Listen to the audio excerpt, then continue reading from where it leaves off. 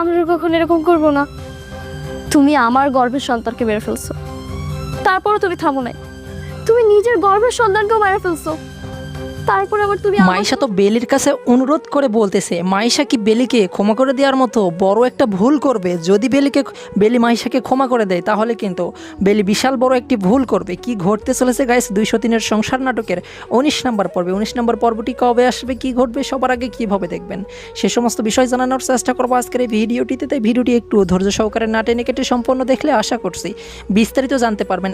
একদিকে মাইশা কিন্তু তার অফিসের বসের সঙ্গে প্রেমের সম্পর্কে লিপ্ত হওয়ার চিন্তা ভাবনা করতেছে, অন্যদিকে কিন্তু বাসায় এসে দেখে বেলি জামিনে মুক্তি পেয়েছে। এটা দেখার পর মাইশা কিন্তু অনেকটাই অবাক হয়ে গিয়েছিল। সব কিছু মিলেই কিন্তু 203-এর সংসার নাটকটি জমে উঠেছে গাইস। তার ধারাবাহিকতায় 19 নম্বর পর্বটিও কিন্তু অনেক ইন্টারেস্টিং এবং ধামাকা একটি পর্ব হতে চলেছে। 19 নম্বর পর্বে আপনারা দেখতে পারবেন মাইশাকে অনেক রিকোয়েস্ট করবে বেলিকে যে বেলি যেন তাকে ক্ষমা করে দেয় শেষবারের মতো, কিন্তু বেলি কি এই ভুলটি করবে সেটি দেখতে পারবেন 19 নম্বর পর্বে। আর 19 নম্বর পর্বটি সবার আগে দেখতে চাইলে যে কাজটি করতে হবে সেটি হচ্ছে নিদ্রা এক্সপ্রেস ইউটিউব চ্যানেলটি সাবস্ক্রাইব করে অল নোটিফিকেশন অন করে রাখতে হবে, তাহলেই কিন্তু 203-এর সংসার নাটকের 19 নম্বর পর্বটি আপলোড হওয়ার সঙ্গে সঙ্গেই সবার আগে আপনার কাছে নোটিফিকেশন চলে যাবে।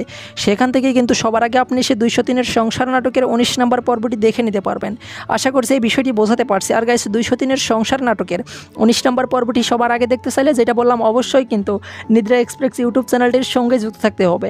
আর 19 নম্বর পর্বটি খুব শীঘ্রই আপলোড করা হবে। শুটিং, এডিটিং, কালার সব কিছু মিলে 4-5 দিনের মধ্যে আপনারা পেয়ে যাবেন নিদ্রা এক্সপ্রেস ইউটিউব চ্যানেলে। তবে নিদ্রা টিমের 3টি চ্যানেল, নিদ্রা এন্টারটেনমেন্ট, নিদ্রা ড্রামা আর নিদ্রা এক্সপ্রেস, এই 3টি চ্যানেলের মধ্যেই কিন্তু 203-এর সংসার নাটকটি আপলোড করা হয়। এখন আপলোড করা হচ্ছে নিদ্রা এক্সপ্রেসে। আশা করছি 19 নম্বর পর্বটিও নিদ্রা এক্সপ্রেস ইউটিউব চ্যানেলেই আপলোড করা হবে। আশা করছি বিষয়টি বোঝাতে পারছি। এই ছিল আজকের ভিডিও। পরবর্তী ভিডিও দেখার আমন্ত্রণ জানিয়ে এখানে বিদায় নিচ্ছি। ধন্যবাদ সবাইকে।